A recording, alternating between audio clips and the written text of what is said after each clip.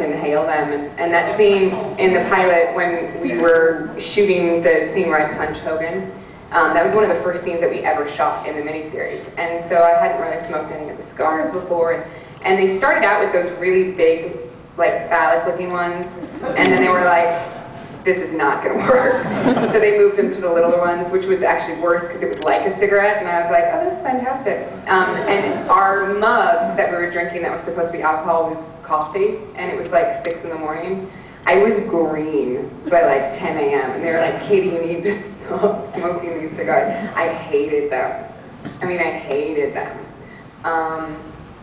But people bring them to me all the time, so.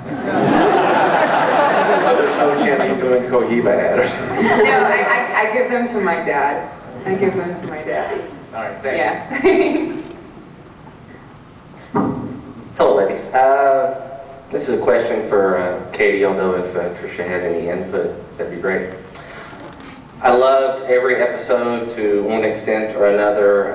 Not many nits to pick except in the very last episode, which I loved too. It was just the part at the end where Lee is talking to Starbuck, or what we think is Starbuck. She's like, 5 people leave the line. So let's get the what was Starbuck question done with. okay. So she's like, I really feel like my work is done here or something. Right. And Lee turns around like, nothing. Right. And I'm like, what the hell? So what do you think when you read that? What do you think? I was happy. You know, I had said to Ron from I think at the beginning of the season when I knew that it was our last season, I said, please don't give Starbuck this happy ending where she goes up into the sunset with Lee holding hands, skipping, because it's not who she is, and I don't think that she wouldn't be happy, and I want her to have peace at some point of some sort. So it was. I liked it, you know, it was, you know, when she said my job here is done, she needed to know he was going to be okay. You know, and there's debate of whether or not it was Starbuck or not. It wasn't Starbuck. Starbuck dies, you know, I mean, Battlestar took this metaphysical type turn with Starbuck and not with anybody else.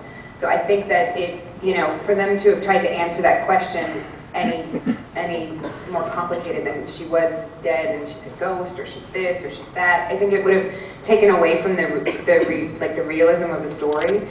Starbuck did die. You know, she had said in the thing with her mother in Maelstrom, she had said she knew she needed to die to fulfill her destiny, which was to let whatever this other thing was come back as her.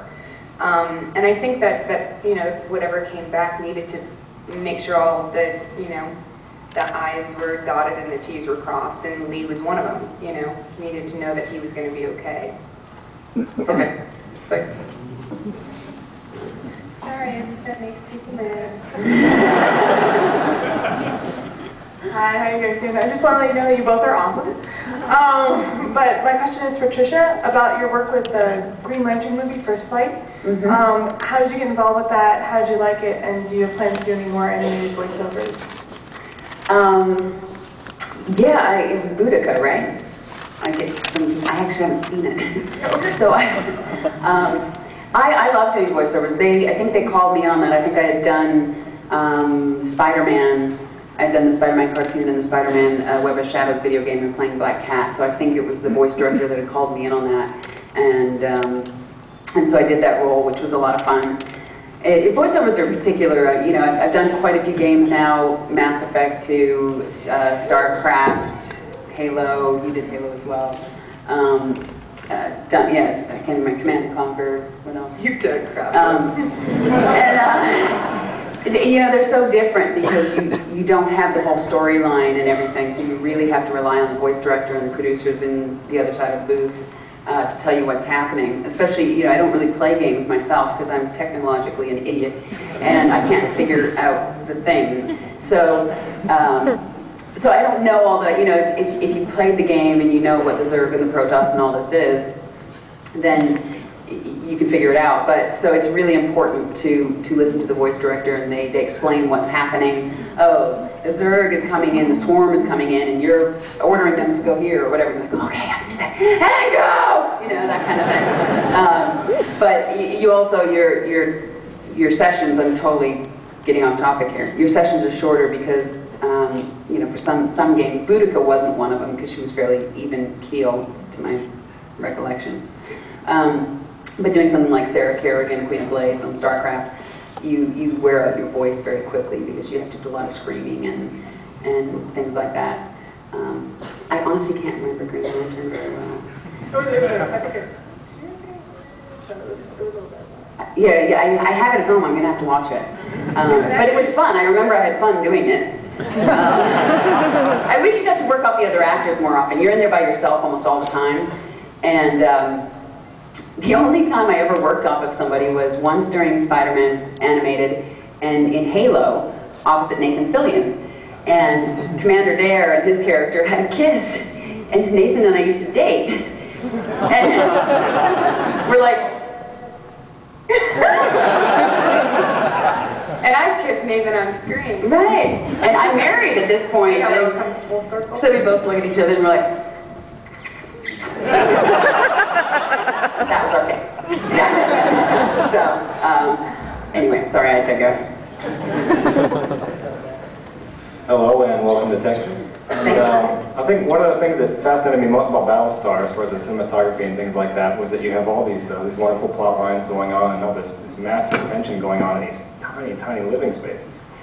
And I guess being an actress, and this is for both of you or either of you, having to work in these sets for so long, does that not be a little claustrophobic, just sitting in these tiny little bunks and racks and sets for just hours and hours on it?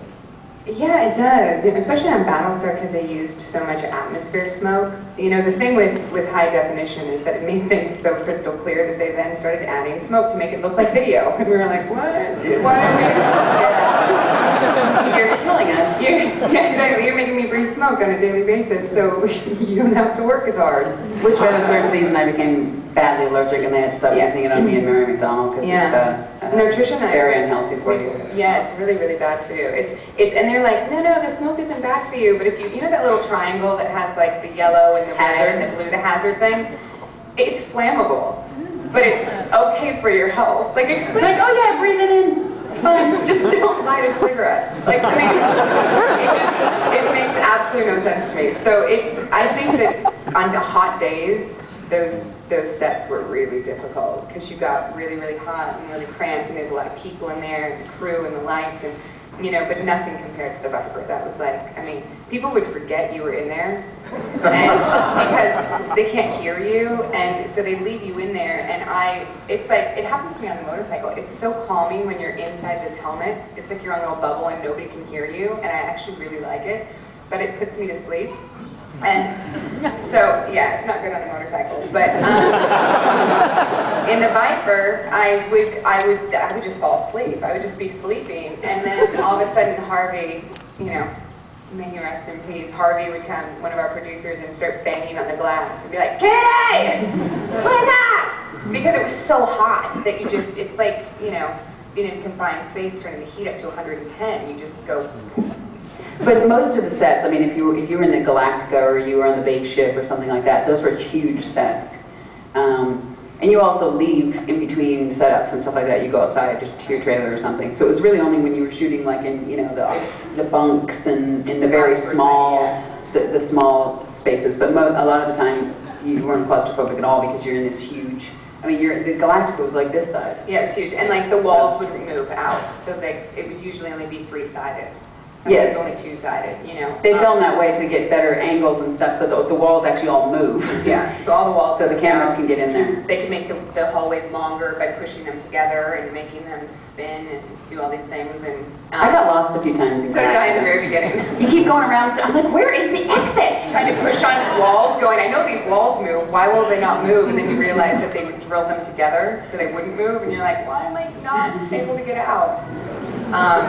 Yeah, but we had the most fantastic thing was on Battlestar. We had a cameraman that was about 5'6", and if you all remember from Battlestar, nothing was on a track. I mean, everything was handheld. So we had 2 camera guys with like cameras just following us wherever we went, and we had one tall guy and one short guy. But Timmy, the short guy, like he'd be doing the scene, And all of a sudden,